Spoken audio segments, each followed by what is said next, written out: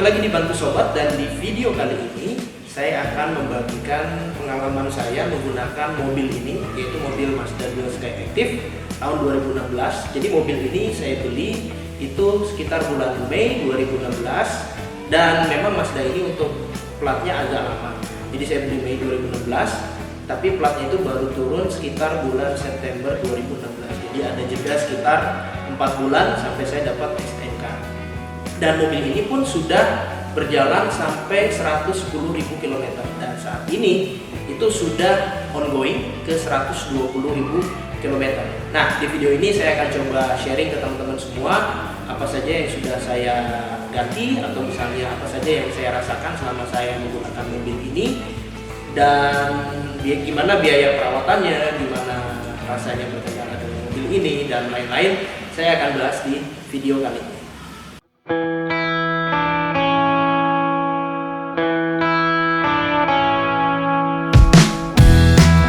Oke sob, gimana impresi berkendara dari Mazda 2 Skyactiv ini? Jadi selama saya udah beli mobil ini, saya pakai selama 4 tahun, dari mulai sekitar bulan Juni 2016 sampai bulan Maret 2020 ini. Jadi impresinya menurut saya sangat positif. Kenapa? Karena mobil ini sangat enak bantingannya. Jadi kalau kita melewati jalan yang cukup bumpy, memang suspensinya nggak terlalu empuk.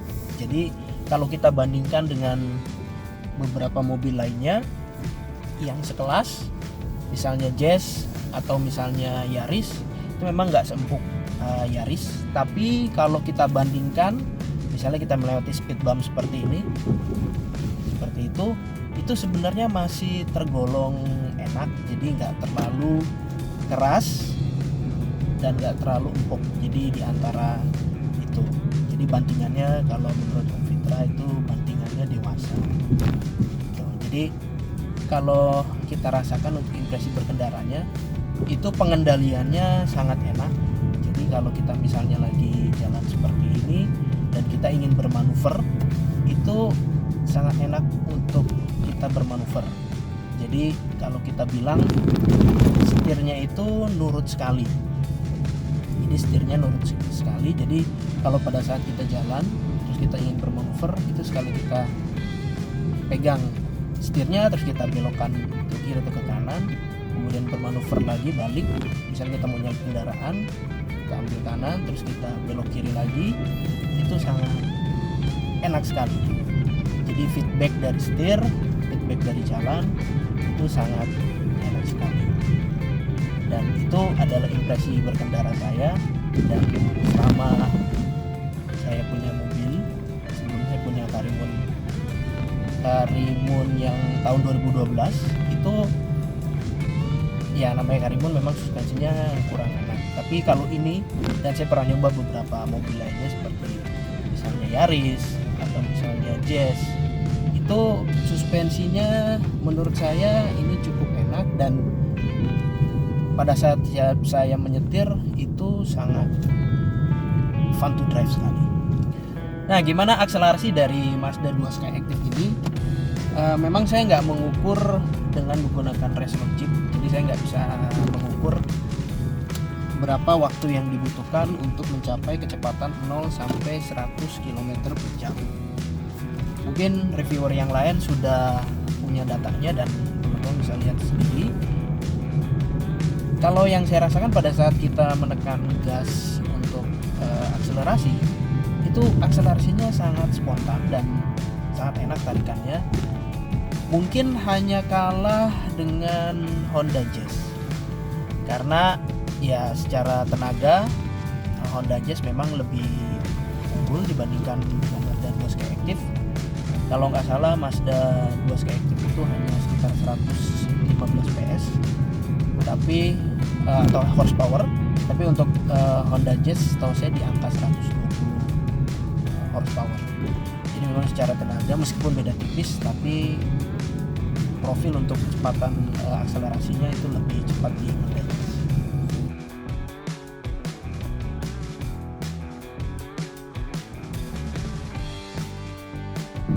Nah sob, gimana dengan kaki-kakinya?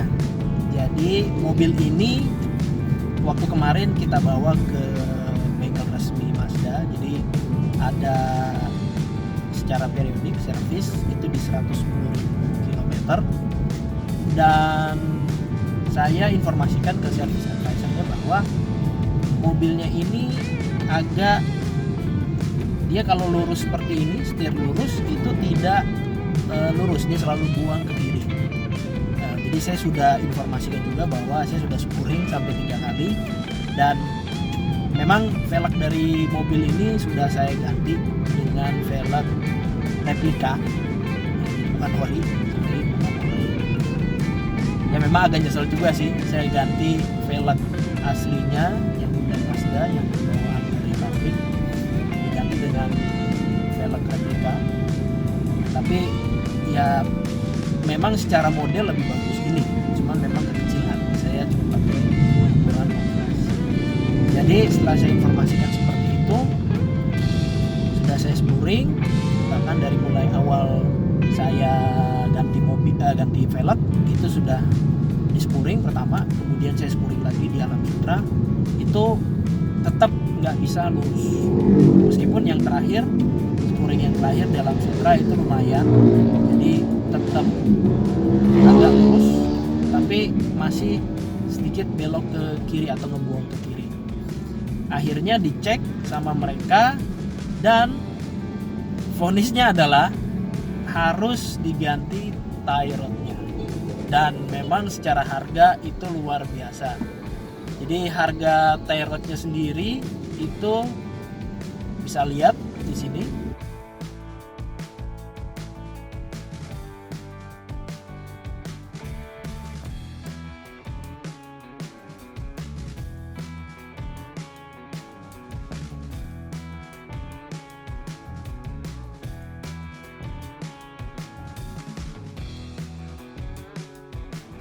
Dan memang cukup mahal, saya lupa lagi 5 juta atau berapa juta gitu. Itu memang harganya cukup lumayan. Nah, saya nggak tahu kalau harga tie rod yang lain, maksudnya mobil-mobil sekelas misalnya Jazz atau Yaris, saya kurang tahu. Tapi menurut saya memang secara harga spare partnya cukup di atas rata-rata ya gitu. Jadi bukan kemampuan aja di atas rata-rata, tapi harga pun juga di atas rata-rata. Nah, setelah saya tahu, akhirnya ya sudah, saya bilang ini mungkin untuk rekomendasi aja mas, jadi saya nggak akan ganti dulu di sini, dan memang secara stok pun itu harus menunggu sebenarnya, karena memang itu termasuk slow moving sih. Jadi mereka hanya memberikan rekomendasi. Jadi rencana berikutnya saya akan coba cek ke bengkel kaki-kaki untuk mengecek apakah memang tie rodnya harus diganti atau tidak. Memang pada saat di kilometer 80.000 atau 70.000 saya lupa, itu memang sudah timbul bunyi-bunyi yang memang tidak mengganggu. Tapi menurut saya kalau teman-teman sering bawa mobil lain, misalnya apakah itu Toyota atau Honda, itu biasanya memang dia kaki-kakinya kalau saya lihat cukup sampai angka segitu belum ada bunyi, tapi ini sudah ada bunyi-bunyi. Memang di beberapa, termasuk pada saat dia belok ya, pada saat dia belok itu mungkin bukan bagian dari kaki-kaki, tapi itu adalah salah satu dari bagian untuk apa namanya rak setir ya gitu, sistem kemudi. Jadi nextnya saya coba akan cek dulu ke bengkel kaki-kaki untuk melihat seperti apa, apakah memang harus diganti, dan pastinya kalau memang harus diganti ya saya akan coba ganti di bengkel kaki-kaki. Mudah-mudahan spare partnya kalau di luar bengkel resmi bisa lebih murah ya. Jadi itu kaki-kaki, dan saya nggak tahu apakah ada pengaruhnya dari penggantian velg, tapi menurut saya sih harusnya enggak ya, karena jauh sebelum saya ganti velg ini itu sudah terdengar kaki-kakinya itu cukup ada bunyi-bunyinya gitu. Jadi kalau menurut saya sih harusnya bukan dari velg ya, jadi memang sudah ada gejala kaki-kakinya bunyi gitu. Tapi overall memang secara pengendalian kaki-kaki dan lain-lain menurut saya cukup relevan sebenarnya kalau dibandingkan dengan kenyamanan berkendara, fun to drive-nya itu menurut saya sih sebenarnya sebanding. Mungkin itu yang menyebabkan kaki-kakinya bisa jadi sudah ada bunyi-bunyi seperti itu. Bisa jadi, saya nggak tahu apakah itu kompensasi, artinya memang biasanya dalam sebuah desain produk mungkin untuk mengejar satu hal itu ada hal lain yang dikompromikan, mungkin seperti itu. Jadi saya nggak bisa jawab seperti itu, tapi kemungkinan bisa jadi seperti itu.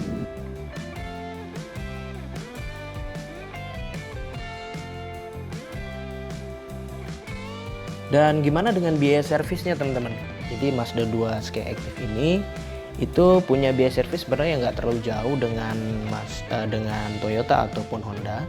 Memang agak sedikit lebih mahal, tapi menurut saya sih masih sebanding. Dan ini adalah buku servis dari Mazda 2. Jadi dari mulai 10.000 sampai kemarin terakhir itu di angka 110.000 ya. Dan ini adalah biaya servis dari mulai 10.000. Jadi 10.000 masih free teman-teman. Jadi kita cuma bayar administrasi aja sekitar 90.000. Yang lainnya masih free, oli dan biaya jasa. Kemudian di 20.000 ini baru kita bayar oli, kemudian jasa dan lain-lain. Teman-teman bisa lihat di sini price listnya. Jadi ya kalau dengan harga segitu sih sebenarnya itu masih sebanding dengan Toyota dan Honda. Jadi nggak terlalu beda jauh. Dan ini untuk 30.000 teman-teman. Jadi nggak terlalu beda jauh juga dengan yang 20.000, hanya rutin, tune up, terus kemudian oli, filter, pembersihan untuk ruang bakar maupun throttle body dan lain-lain. Itu untuk yang 30.000. Nah ini untuk 40.000. Jadi sebenarnya nggak ada perbedaan yang signifikan sampai ke 50.000 ya. Itu masih di angka sekitar 1,7, 1,9. Karena memang beberapa bengkel Mazda itu beda-beda untuk jasanya teman-teman. Jadi ada yang cukup murah, ada yang agak mahal juga. Nah ini adalah 50.000. Itu totalnya masih di angka sekitar 1,9 sampai 2 jutaan. Jadi sebenarnya kalau untuk biaya servis menurut saya masih bisa ditoleransi lah.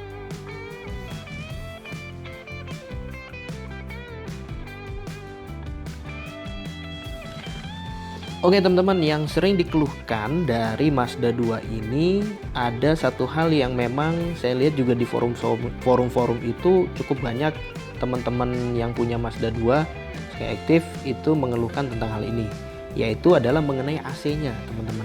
Jadi AC-nya untuk Mazda 2 Skyactiv ini banyak yang kondensornya itu suka bocor. Setelah itu juga ada kompresornya yang juga bocor. Jadi kompresornya ini kalau bukan bocor sih ya, mungkin lebih ke arah kurang oli atau seperti apa, tapi suaranya itu jadi sangat berisik. Jadi suaranya itu seperti ini.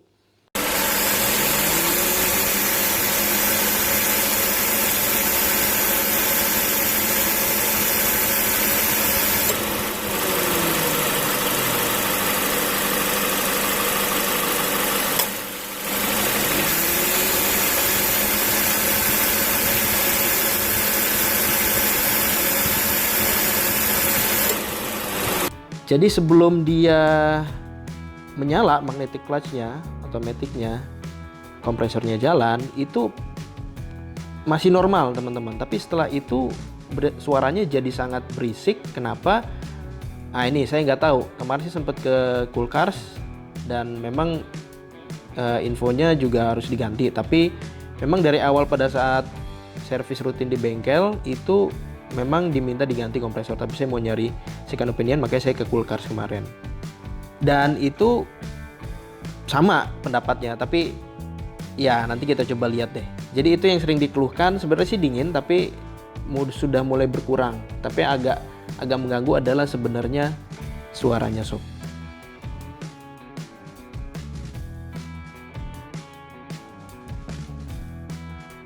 Kemudian body sebenarnya body masih bagus kalau menurut saya. Itu pada saat waktu beli. Sekarang sih sudah banyak penyok, sudah banyak goresan-goresan, sudah banyak scratch ya minor sih sebenarnya, tapi nggak terlalu mengganggu sebenarnya. Yang paling parah adalah waktu itu saya sempat ditabrak sama Fortuner di daerah tendean dari belakang. Tapi kemudian saya cari-cari ada info PDR, painless dental remover, painless dent remover, sorry. Jadi nggak perlu ke body repair, cukup diketok sama mereka yang mirip ketok magic lah, tapi hasilnya sangat bagus sekali.